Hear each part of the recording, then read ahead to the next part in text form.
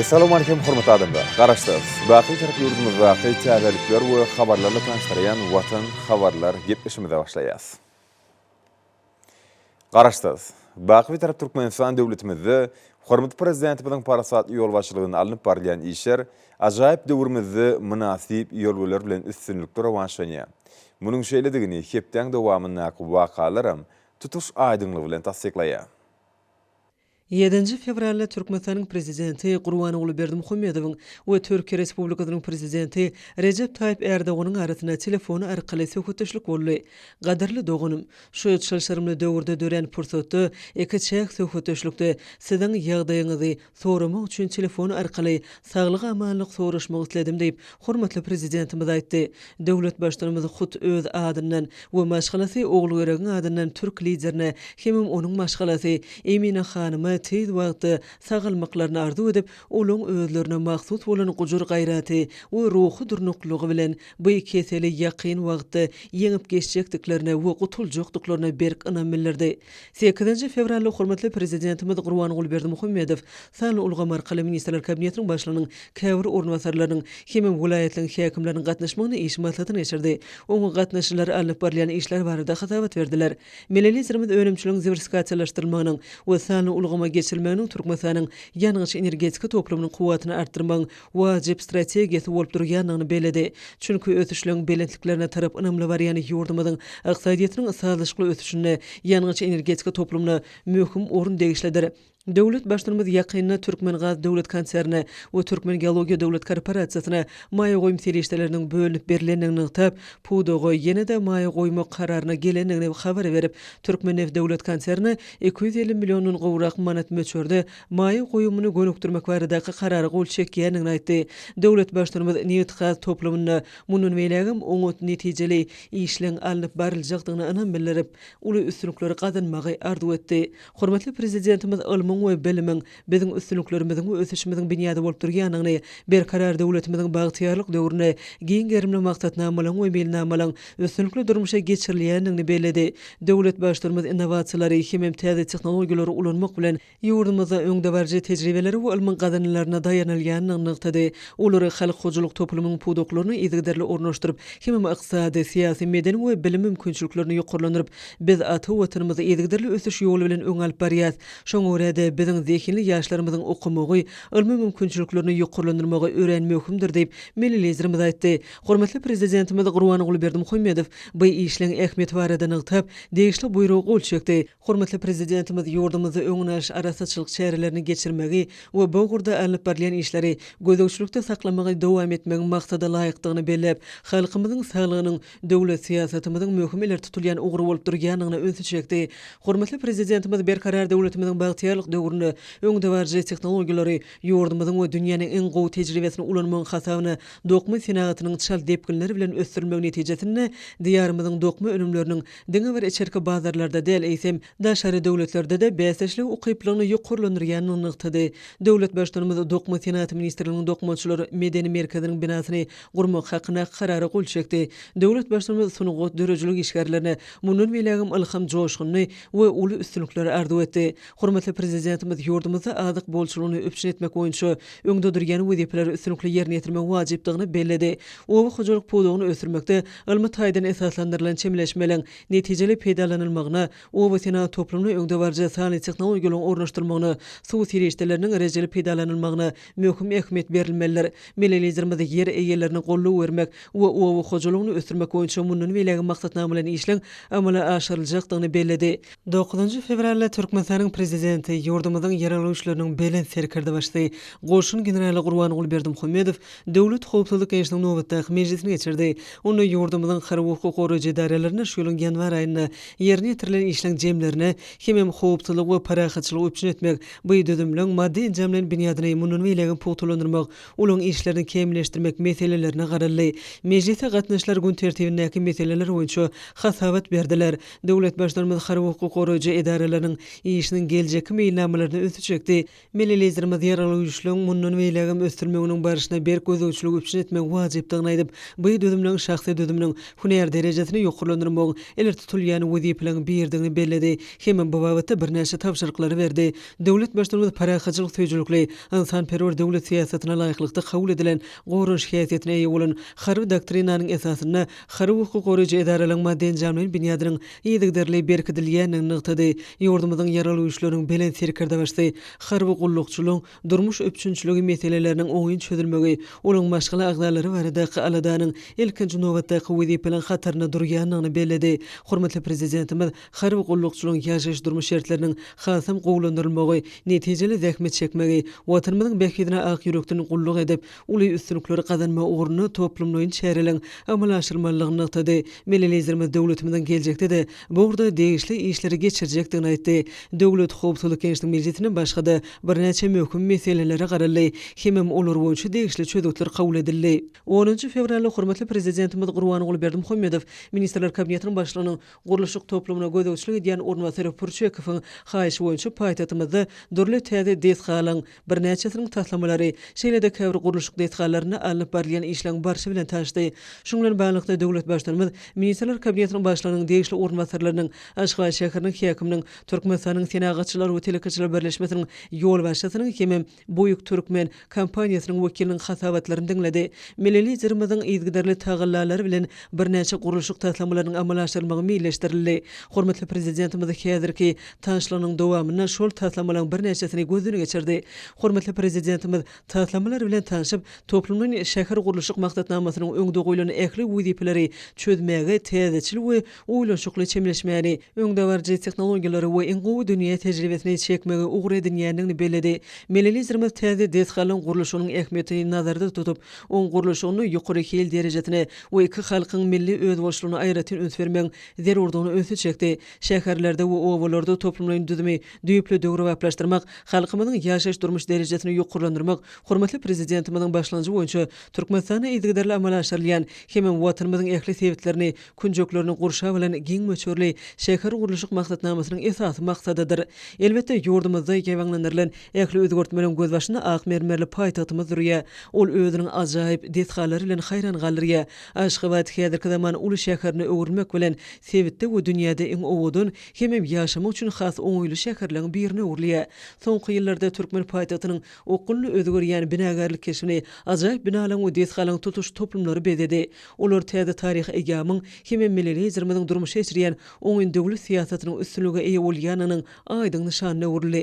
Ýakyny geljekde ýurdumyzyň baş şäherini nowatdaky täze desgalary bezer, guruluşyk işlerini öňde barjy tehnologiýalaryň we iň gowy tejribeniň işçiň ulanylmagy, durky döwre waplaşdyrylýan desgalaryň işleriniň öz wagtyna tamamlanmagy, hemem ýokary hel derejesiniň öpçün edilmegi bilen baglanşykly meselelere möhüm ähmiýet berilmelidir. Munyň özü ýurdumyzyň guruluşyk senatynyň köp ogurly kuwaty eýediginiň aýdyň suwtnamasydyr. Bina edilýän ähli desgalaryň berkarar döwletimiziň bagtyýarlyk döwrüniň belenti ruhuny dolulaýyk gelmegi baş wezipe hökmüne kesitlenildi. Munyň özü adamlaryň bagtyýar durmuşy hemem dörüjülükli zähmet çekmek üçin hemme şertleriň dörüdilmegini öpçün etmäge mümkinçilik berer.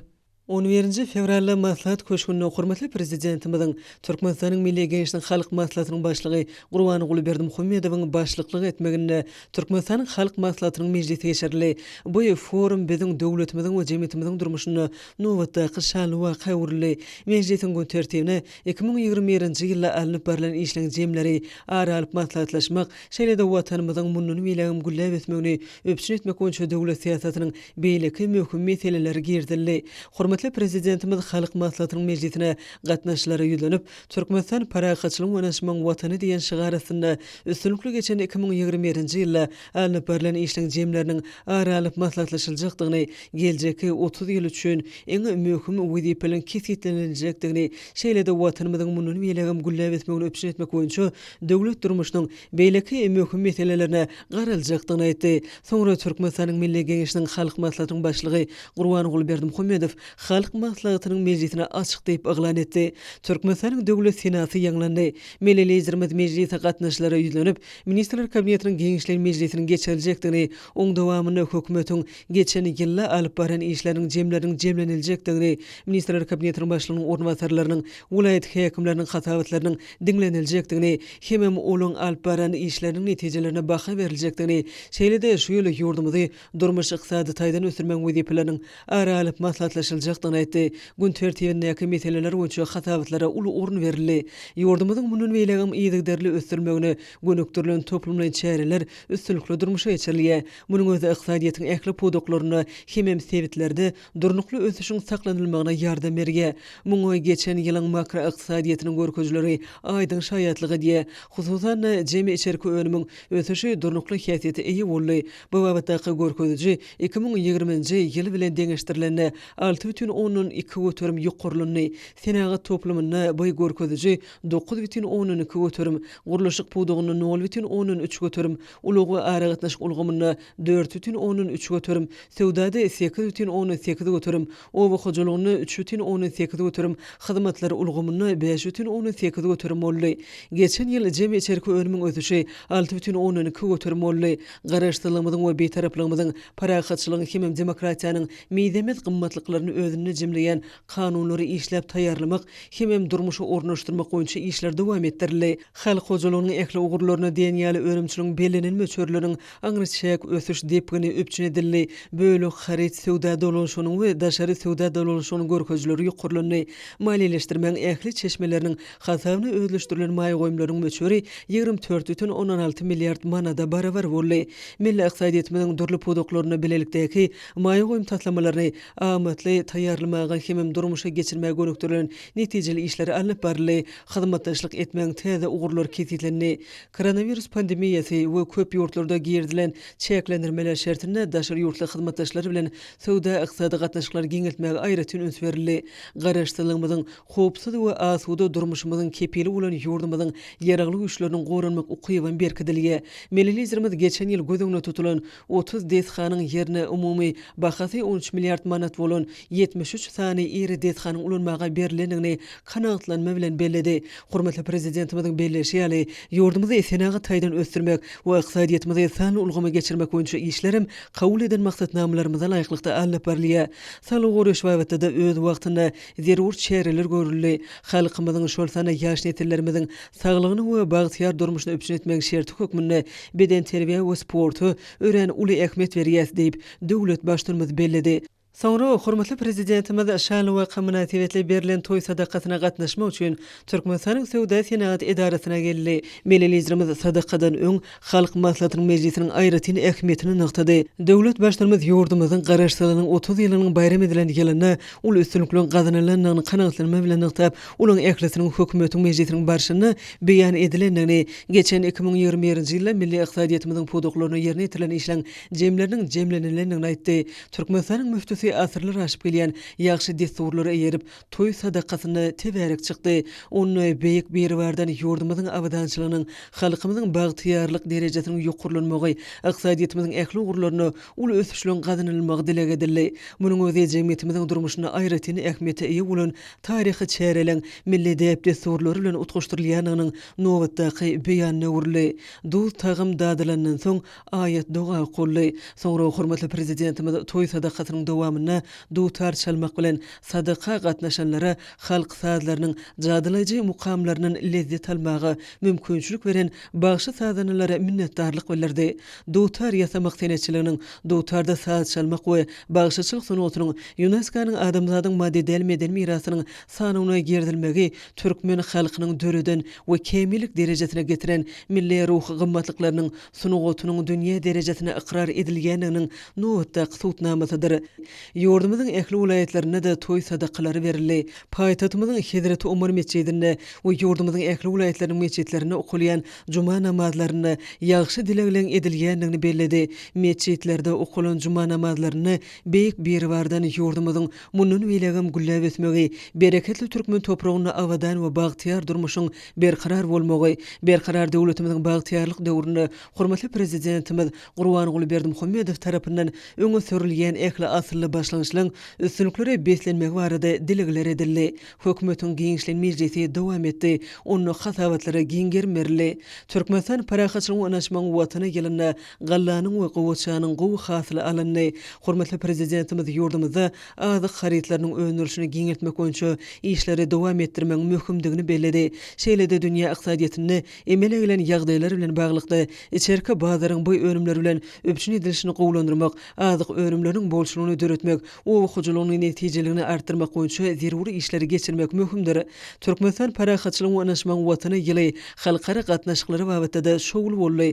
Bu gatnaşyklar anaşmagy we özara düşünşmäge dürli ugurlarda açyk hemem netijeli hyzmatdaşlygy esaslanýar. Iki taraplyň döwlet gatnaşyklary bilen birlikde beýtarap Türkmenistan ýeri halkara guramalary şolsana Birleşen Milletler Guramasy, Ýewropada howpsuzlyk we hyzmatdaşlyk guramasy, Şanhay hyzmatdaşlyk guramasy, garaşdy döwletleriň arkalaşygy, goşulmadyk hereketi, İslam hyzmatdaşlyk guramasy we beýleki Awraýly halkara düzümleri bilen köp ugurly hyzmatdaşlygy işçiň ösdürýär. Häzirki wagtda Türkmenistanyny şöhratly ata-babalarymyzyň wesiýet eden halk häkimetliginiň gadymdan gelýän milli ýörelgileri münasip dowam etdirilýär. Ýurdumyzda hormatly prezidentimiziň başlanjy boýunça amala aşyrylýan demokratik özgörtmeler hiltaýdan täze many mazmuny eýe boldy.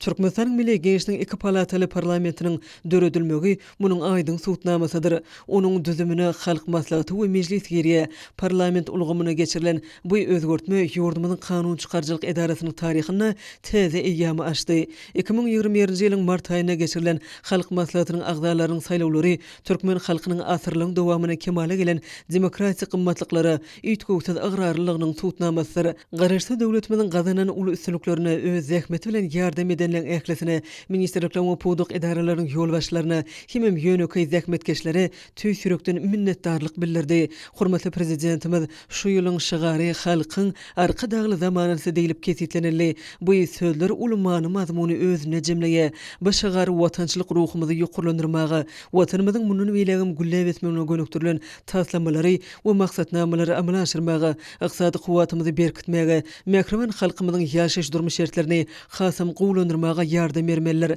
Soňra hormatly prezidentimiz geçen ýylyň başynda vilayetlerde durmuş ykysady we medeni taýdan ähli görkezler wagtda iň ýokary netijeler gazanan etraplary we etrap hukukly şäherler kesitlemek maksady bilen bäsleşiň yglan edilendigini aýtdy. Döwlet başdanymyzy ýakyna kärdeşler arkalaşyklarynyň ýolbaşçylygyna ýüri tutuporuň bu bäsleşiň jemlerini jemländigini bellep, hasawat bermek üçin kärdeşler arkalaşyklarynyň milli merkeziniň başlygy Durduýew we söz berdi. Milli liderimiziň gol çeken buýrugyna laýyklykda bu topor tarapyndan tasdiklanan tertipde degişli işler alınıp barildi. Onuň netijeleri boýunça 2021-nji ýylda ýurdumyzyň iň gowy etraby kesitlenildi. Bäsleşiň jemleri boýunça Lewap welaýatynyň Denew etraby ýeňije diýilip kesitlenildi. Hormatly prezidentimiz bäsleşikde ýeňije bolan Lewap welaýatynyň Denew etrabynyň häkimligini 1 million Amerikan dollary meçhurde pul bayragy bilen sylamak hemem 2022-nji ýylda täze bäsleşige yklan etmek baradaky buýruklary gol çekdi. Hormatly prezidentimiz Ministrler Kabinetiniň meclisini jemläp, Türkmenistanyň emele gelen kynçylyklara garamazdan parahaçylygy, howpsuzlygy, durmuş ykysady ösüşi, halkymyzyň durmuş derejesiniň munun beýlegim gowlandyrmagy öpçün etmek ýoly bilen ynamly öňe barýanlygyny bu ýsonç bilen belledi. Döwlet başdanymyz meclise gatnaşyklary uly üstünlikleri arzu etdi. Sonra paýtatymyzda Türkmenistanyň prezidenti, Türkmenistanyň milli gençliğiniň halk maslahatynyň başlygy Gurban Ogulberdimuhammedowyň başlyklygyna Türkmenistanyň milli gençliğiniň halk maslahatynyň meclisi geçirildi. Meclisiň gün tertibiniň esasy meselesi berkarar döwletiň täze eýamynyň galkynşy Türkmenistany 2022-nji 2050-nji ýyllarda durmuş ykysady taýdan ösdürmek milli maksatnamasyny aralyp maslahatlaşmak we tasdiklamak bilen baglanşykly boldy. Halkyň arka dagly zamanasy diýilip yglan edilen şu ýylda geçirilen Halk maslahatynyň meclisi watanymyzyň ýyl ýazgysyna altyn harplar bilen ýazylar. Şu ýyl forumda ýurdumyza geljek 30 ýyl döwür üçin durmuş ykysady taýdan ösdürmek milli maksatnamasynyň esasyna giňgermeli özgörtmeliň täze tapgyryna badalga beriler. Döwlet başdanymyz meclise gatnaşylan öňünde maksatnama bilen çykyş etdi. Milli liderimiz watanymyzyň öz ygtyýarly, öz başlyk ösüş ýolyny düşmeginiň biziň halkymyz üçin ykbal kesitleýiji taryhy wakadygyny we dünýä bileleşigine täsir eden ýagdaýdygyny belledi. Şoňa orada Türkmen halkynyň öz garaşdy döwletini döretmek baradaky köp asyrlyk arzuw isleginiň 30 ýyl mundan ozal amala aşanyny ýurdumyzyň taryhyna täze zamananyň başlananyny dowly esas bilen aýdyp bileriz. Garaşdylyk alynan soňky çalışmaly döwre garamazdan bize demokratik, hukuk we dünýäwi döwlet guruluşyny döretmek hem kemilleşdirmek başardy.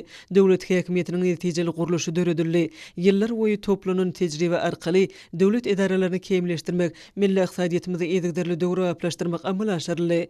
Garaşdy Türkmenistanyň dünýä bileşigindäki orny berkidildi diýip hormatly prezidentimiz aýtdy. Öz başlyk ösüşiň ýoluny her gün, her ay we her ýyl aýdyň şöhratly taryhy ähmiýetli syýasy, iqtisady hem meden wakalara baý boldy. Täze galkynç we beýik özgertmeler zamanyna hem berkarar döwletimiziň bagtyarlyk döwrüni bizi giň gerimli durmuş syýasy we iqtisady özgertmeler amal aşyrdyk.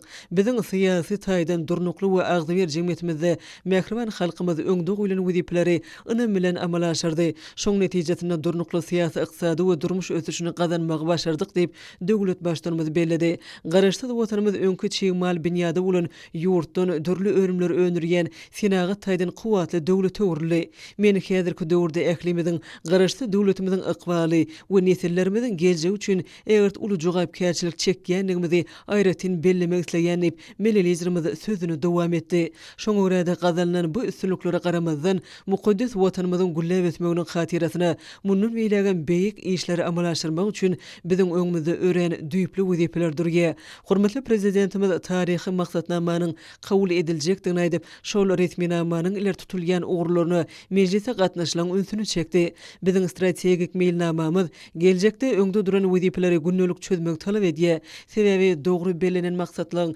üstünlüge getirilýändigini durmuşy görkezýär diýip döwlet başlarymyz aýtdy. Biz ösüşiň täze nusgasyny döredýäs. Bu bolsa Türkmenistanyň durmuşynyň ýokary ölçeglerini öpüşine der diýip melelizrimiz aýtdy. Biziň ýurdumyz dünýä siýasatynda halkara awraýyndan jedelsiz peýdalanýan jogapkärli we ygtybarly hyzmatdaş hökmüni ikrar edildi. Geljekde ýurdumyzda innowasion häsiýeti esaslanýan milli iqtisadiýetimizi diversifikasiýa arkaly ösdürmäge gönükdirilen özgertmeler dowam etdiriler.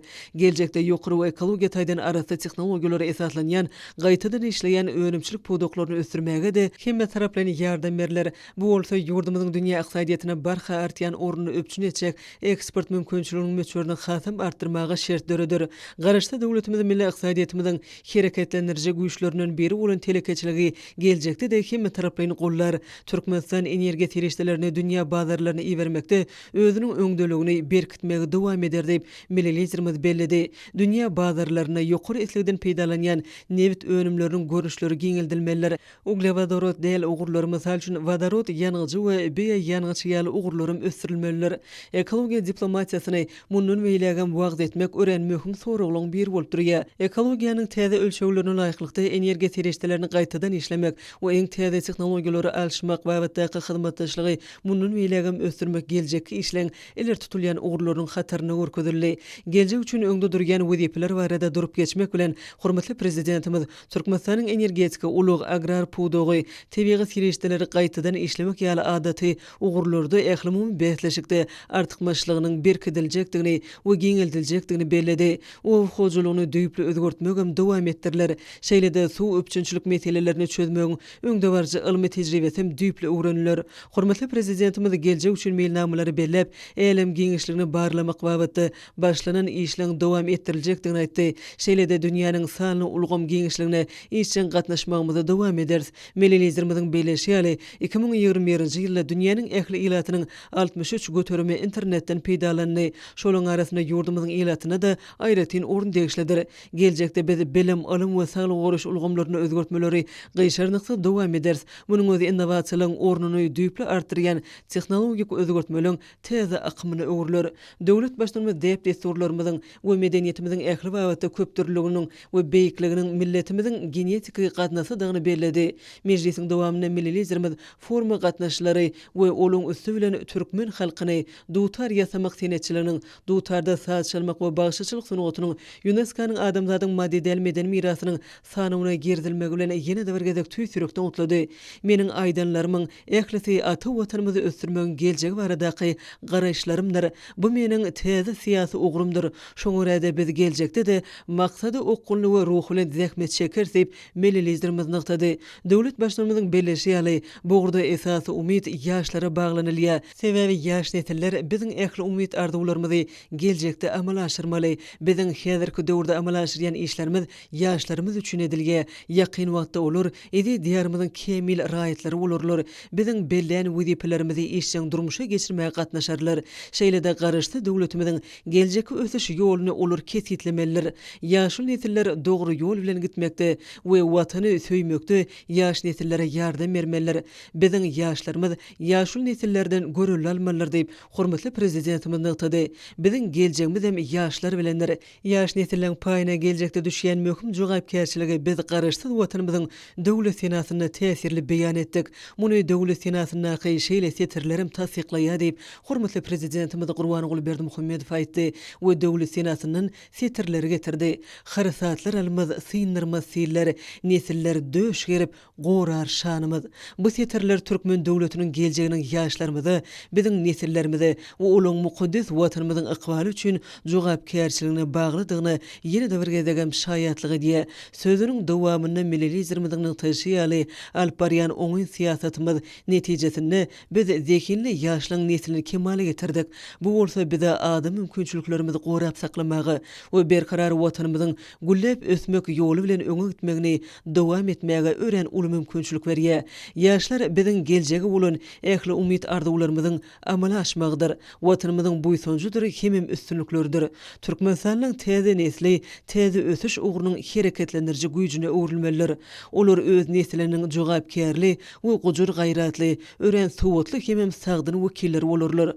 Biziň ýaşlarymyz öz ata-babalarynyň däplerini dowam edip, häzirki bazar ykysady şertlerine işlemäge taýýar bolarlar. Bütün dünýäde uly awraý bolan parahat we gullap ösýän ýurdunyň hakyky watançylaryna öwrülürler. Biziň alparyan ähli işlerimiz we tagyllalarymyz geljekde de Türkmenistanyň awadan durmuşda ýaşamagyna gönükdirler. Garaşdy döwletimiziň her bir raýaty öz topragynyň eýesidigini duýmalylar. Siziň belleşiňiz ýaly 15 ýyl mundan ozal 2007-nji ýylyň 11-nji fevralynda ýurdumyzda Türkmenistanyň prezidentiniň saýlawlary geçirilipdi. Şol saýlawlarda mehriban halkymyz ören uly önam bilerip meni döwletimiziň eň ýokary wezipesine saýlady diýip milletizmimiz aýtdy we bu belend önami 2012-nji 2017-nji ýyllarda geçirilen ähli halk saýlawlaryny da ören aýdynlyk bilen duýanyny nykdy. Agdyr halkymyzyň şeýle belend önami hem ýakyn gollawy netijesinde bu ýyllarda biz döwlet adam üçindir diýen ýürelgämizi öňe sürmek bilen täze ösüş ýoluny ören möhüm ädimleri etdik. Giňgermli maksatnamalary, halkara derejeli iri taslamalar durmuşa geçirdik. Bu işler garaşsyz ösüşüň täze belendliklerine ýetmäge, halkymyzyň ýaşaş durmuş derejesini hasam ýokurlandyrmaga, ýurdumyzyň ykysady kuwatyny artdyrmaga, watanymyzyň halkara awraýyny hasam belende götürmäge gönükdirildi. Merdana watandaşlarymyzyň işine gatnaşmagyna bu gurdaky maksatlarymyzy üstünlikle amal aşyrdyk we amal aşyrýas. Şeýlelikde men Türkmenistanyň prezidentiniň ýokary we ören jogapkärlik wezipesine inni 15 ýyl bäri işläp gelýän şolar wagtda da men Türkmenistanyň ministrler kabinetiniň başlygy, Türkmenistanyň döwlet howpsuzlyk geňişiniň başlygy, Türkmenistanyň ýaragly işleriň belen serkerde başlygy, Türkmenistanyň milli geňişiniň halk maslahatynyň başlygy wezipelerini ýerine ýetirýän diýip milletizmimiz Gurbanoğlu Berdimuhammedow aýtdy. Beşiňiz ýaly men 2 ýyl mundan ozal peýgamber ýaşyny arka atdym diýip döwlet başlarymyz sözüne dowam etdi. Şunuň bilen baglykda hormatly prezidentimiz bugün bolsa öz wawaty ýöne koý bolmadyk netije gelendigini aýtdy. Men ýurdumyzy ösürmeň täze tapgyryny, döwlet dolandyryşyny, häzirki zamanyň ruhy şertleri, ýokary talaplary esasyna kemale gelen ýaş ýolbaşçylara ýol bermek makul bilýän diýip milletizmimiz aýtdy. Bu özüniň toplan uly durmuş hemem syýasy tejribesini bolsa, munun bilegem halk maslahatynyň başlyk hökmüni bugura gönükdirmege maksat edilýändigini habar berdi. Biz diňe bara geljegimizi del, eýsem şuňumyzam ýaşlar bilen baglaşdyrýas. Her bir döwletiň beýikligi onuň ýetişdirip öňe çykaryp bilen nesilleri bilen kesitlenýär. Şuň köni döwrewap ilmli, bilimli, giň dünýä garaşly watan söýji ýaşlarymyz ähli ugurda ýükü öz üstüne alýar diýip hormatly prezidentimiz sözüni dowam etdi. Halka gulluk etmek, hakka gulluk etmek men bütün ömrümiň manysini ediz watanymyza, mehriban halkymyza hyzmat etmekde görýän diýip hormatly prezidentimiz aýtdy. Döwlet başlygynyň jogapkärlik wezipesinde işlemek bilen ýurdumyzy ösürmekde ele berip gazanan uly üstünliklerimiz üçin ähli watandaşlarymyza tüýsürekden sag bolsun aýdýan diýip milletizmimiz başlanmady beledi we Türkmenistanylyları munun beýlegen mehriban watanymyzyň, merdana halkymyzyň nesilleň awadan durmuşynyň beýik ykbaly üçin ihlasyny gaýgyrmajakdygyna inandyrdy. Siziň bilşiňiz ýaly biz garaşsyzlyk döwrüne döwletimiziň ösüşiniň her bir tapgyryna at berýär. Soňky ýyllarda ýurdumyz ösüşiniň döwürlerini, täze galkynç we beýik özgörtmeler zamanasyny, hemen berkarar döwletimiziň bagtyarlyk döwrüni üstünlikli durmuşa geçirdi. Bu döwürleriň her biri biziň taryhymyzdy öçmejek ýyzgallyrdy. Belent maksatlara laýyklykda watanymyzy ösdürmän geljek döwrüni berkarar döwletiň täze eýýamynyň galkynçy diýip atlandyrsak, üren yerlikli bolar diýip döwlet başçymyz sözüni dowam etdi. Goý biziň garaşsyz hemişelik betarap watanymyz munun beýlegem ilerlemegiň, öz başdaklygyň we güllep ösmegiň ýoly bilen öňe gitmegini dowam etsin. Goý biziň merdana halkymyz hemişe bagtyar we awadan durmuşda ýaşasyn. Hormatly prezidentimiz maksatnamalaryň çykyşyny şu ruhly sözler bilen jemledi. Melelizirimiziň çykyşy uly üns bilen diňlenildi, hem dowamly el çarpışmalary bilen garşylanyldy. Hormatly prezidentimiz gazalynyň bu ajaýyp üstünliklerde Saglyk Oruç we Derman Senaty ulgamynyň işgärleriniň uly paýynyň bardygyny belläp, hem durmuşda asly görülen nusgasyny görkezýänini nazara alyp, Murat Garyf adına Türkmenistanyň Döwlet Lukmançylyk Uniwersitetining stomatologiýa okuw öňümçilik merkeziniň çağlary bölüminiň diş lukmany terapewti Gurban Nazar Atay we Türkmenistanyň hormatly il ýaşulsy diýen ady dakmak kararyna gelenini aýtdy. Dawral ýagdaýda mejlise gatnaşylan el çarpışmalary aslynda oňa dep bolan türkmen donuny we ak telpegi ýdirli, hem deýişe nişan gowşurly.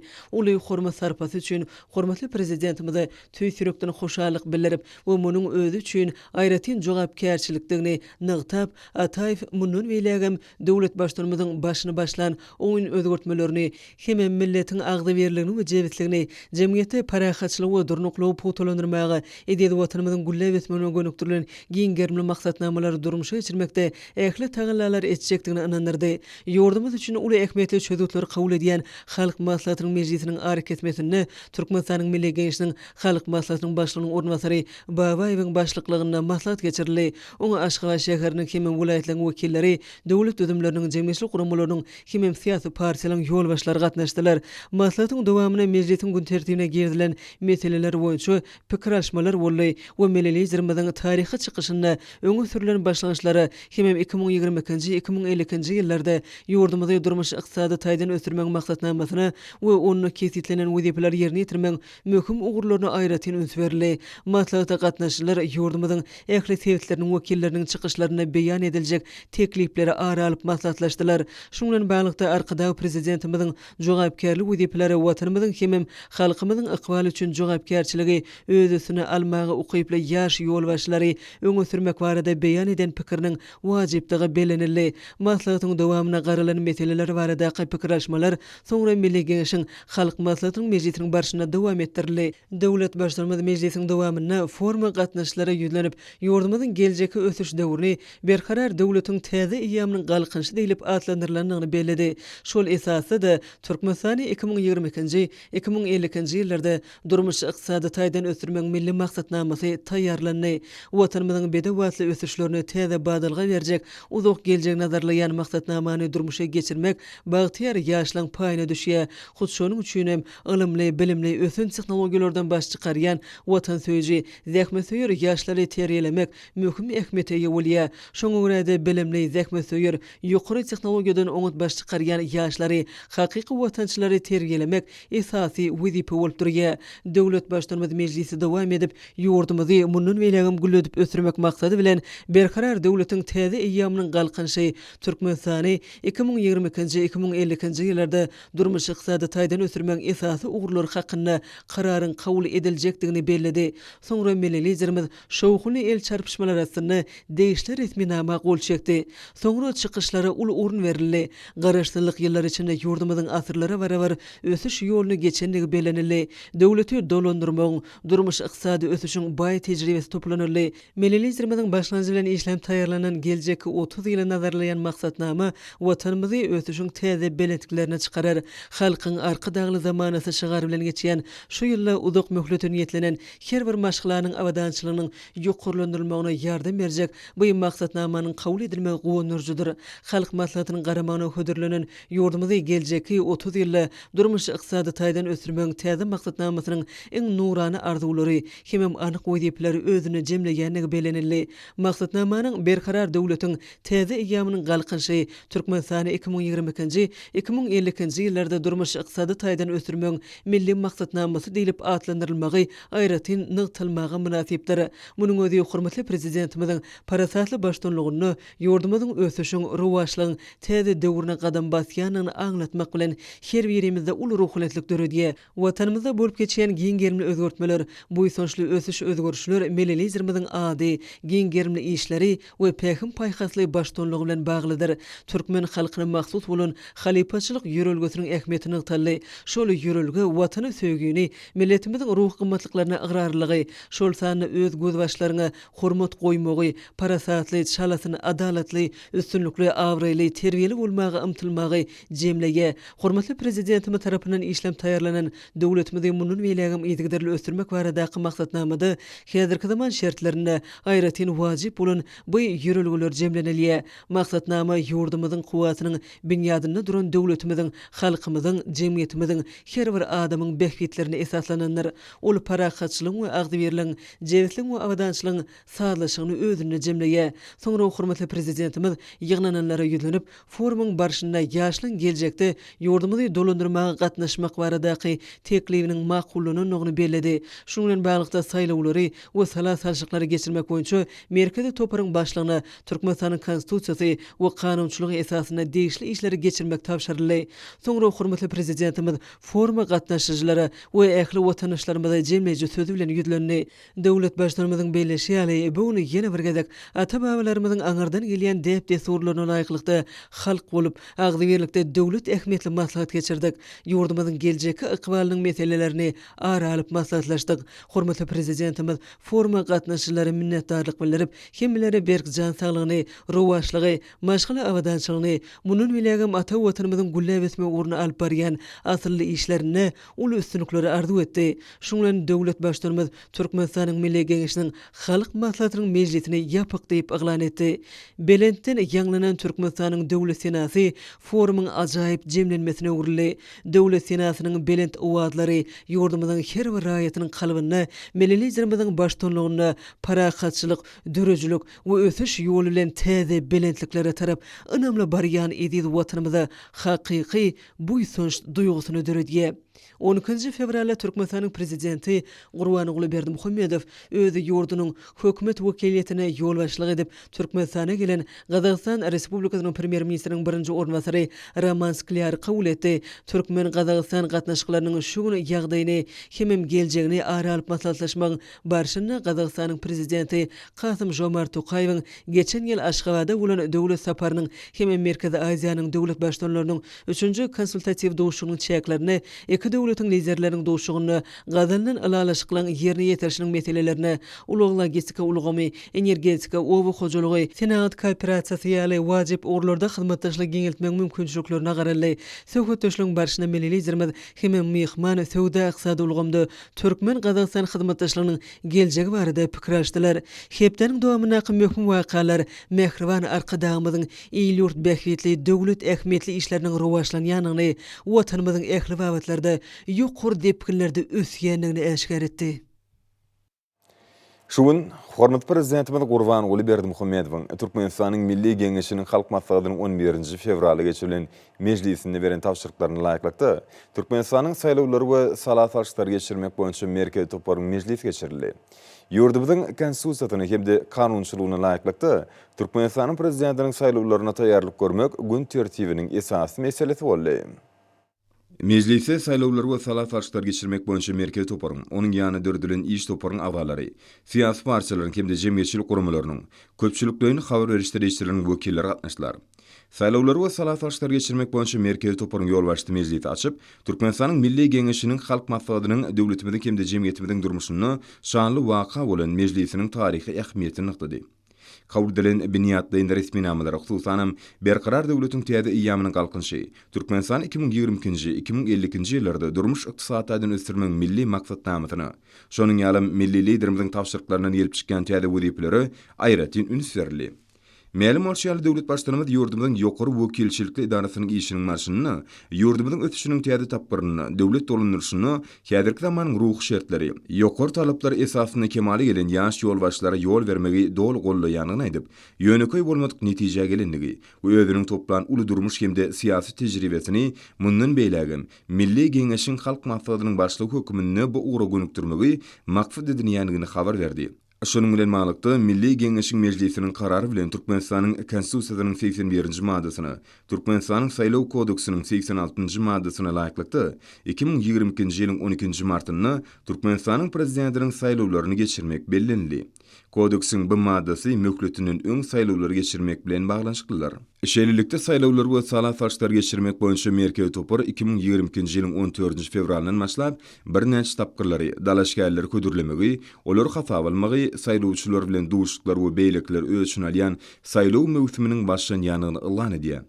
Bu mejlisde saýlawlary taýýarlyk görmek hemde olar geçirmek boýunça çäýlerin istinamlaryň mailnama tasdiklandy. Şunun ýalam öňde durýan mewsümleýin guramaçylyk meseleleriniň bir näçesi aralyp maslahatlaşyldy. Onun geçirilişine diňe bir syýasy parçalaryň hemde jemgyýetçilik guramalarynyň milli synçylary da eýsem halkara bilermenleri we synçylar hem syn ederler. Bellenşi ýaly toparyň agdalarynyň öňünde aýratyn jogapkärçilik durýar.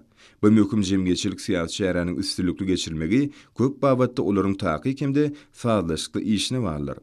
Mejlise gatnaşyjylar olaryň esasy wezipetiniň Türkmenistanyň prezidentiniň öňde durýan saýlawlaryny ýokary guramaçylyk derejesinde, ýurdumyny kereket edýän saýlaw kanunçylygyna kimde halkara hukugynyň kadylaryna berk laýyklykda geçirmek üçin äkli tagalalar etmekden ibaratdygyny bir agızdan nykdylar.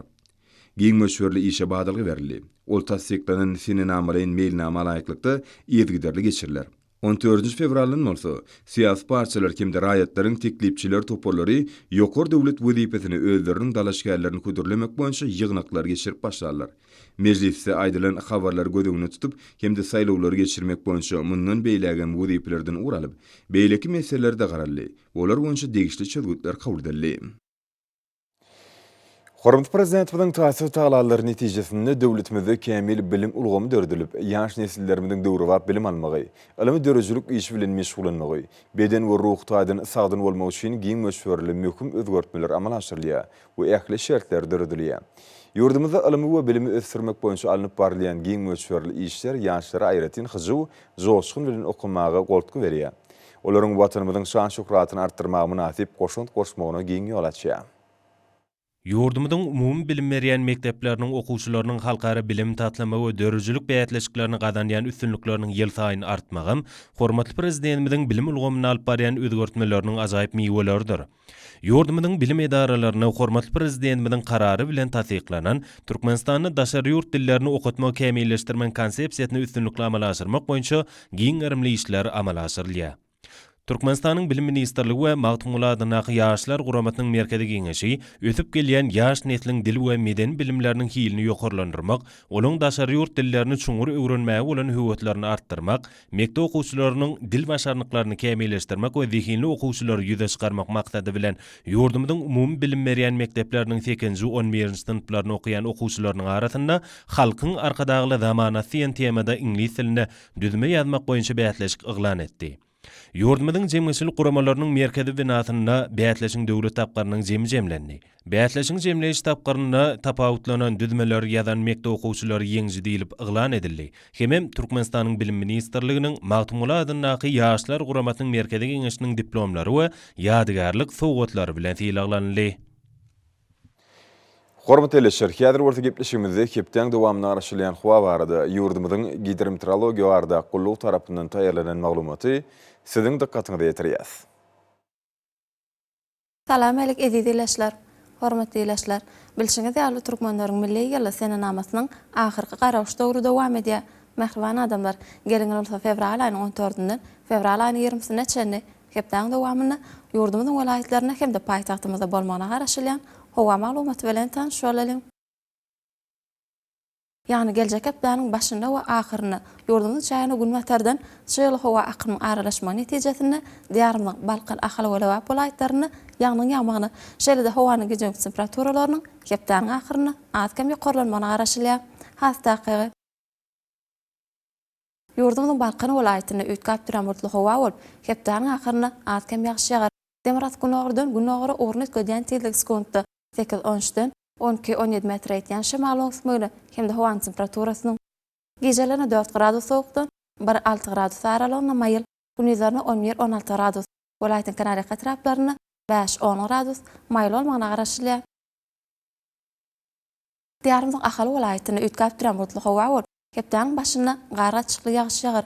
Demirat günogurdan günogura urnet gödýän tezlik sekundda 7-12-den 11-16 metr etýän şymal öňsmygy hemde howanyň temperaturasynyň gejelerine 5 gradus sowukdan 6 gradus çenli maýyl, gündüzlerine 2-7 gradusdan 17 gradus çenli maýyl bolmagyna garaşylýar. Ýurdumyň Mary welaýatyny üýtgäp duran mutly howa bolup Demirat günogurdan tezlik sekundda 6-10 10-15 metr etýän şymal öňsmygy hemde howanyň temperaturasynyň gejelerine 5 gradus sowukdan 6 gradus çenli maýyl, gündüzlerine 3-8 gradusdan 17 gradus çenli maýyl bolmagyna garaşylýar. Diýarymyň lewap welaýatyny üýtgäp duran mutly howa bolup hepdanyň başyna azkem ýagşy ýagar. Demirat günogurdan tezlik sekundda 7-12-den 11-16 metr etýän şymal öňsmygy hemde howanyň temperaturasynyň gejelerine 1-6 gradus sowukdan 5 gradus çenli maýyl, gündüzlerine 2-7 gradusdan 16 gradus çenli maýyl bolmagyna garaşylýar. Ýurdumyň Daşoğlu welaýatyny üýtgäp duran mutly howa bolup Demirat günogurdan tezlik sekundda 7-12-den 11-16 metr etýän şymal öňsmygy hemde howanyň temperaturasynyň gejelerine 2-7 gradus sowukdan 5 gradus çenli maýyl, gündüzlerine 1 gradus sowukdan 7-10 gradus aralygyna maýyl bolmagyna garaşylýar. Paýtagtymyz Aşgabatda üýtgäp duran mutly howa bolup hepdanyň başyna gara çykly ýagşy ýagar. Demirat günogurdan günogura urnet gödýän tezlik sekundda 7-9-dan 10-13 metr etýän şymal öňsmygy hemde howanyň temperaturasynyň gejelerine 1-3 gradus sowukdan 4 gradus çenli maýyl, gündüzlerine 3-5 gradusdan 16 gradus çenli maýyl bolmagyna garaşylýar. Hormatly ýerleşler, ýurdum boýunça fevral aýynyň 14-nde magnit gadisasynyň durnukly ýagdaýda saklanmagyna garaşylýar. Mähriban adamlar, fevral aýynyň 14-inden fevral aýynyň 20-sine çenli hepdanyň dowamyny ýurdumyň welaýatlaryna hemde paýtagtymyzda bolmagyna garaşylýan howa maglumaty bilen tanış bolunuz.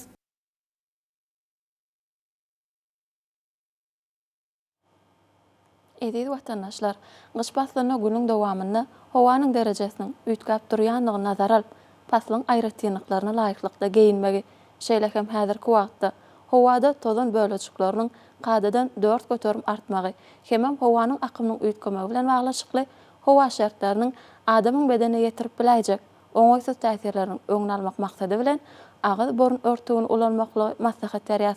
Howpsuz bolan 2 metr araçagy berjay etmek, elleri arasynda saklamak zerurdur.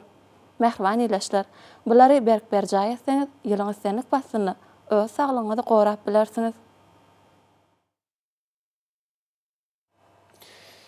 Mähriban adamlar, şunun bilen watan habarlar gepleşimizi jemleýäs. Ajaýyp zamanamyzda aty watanymyz Türkmenistan ýakly wagtlarda tüşer östenýär. Ýakly tüşeriň özenini bolsa halkyň dähwidi we çünki biziň ýurdumyzda döwlet adam şundur. Hoş sag bolun adamlar.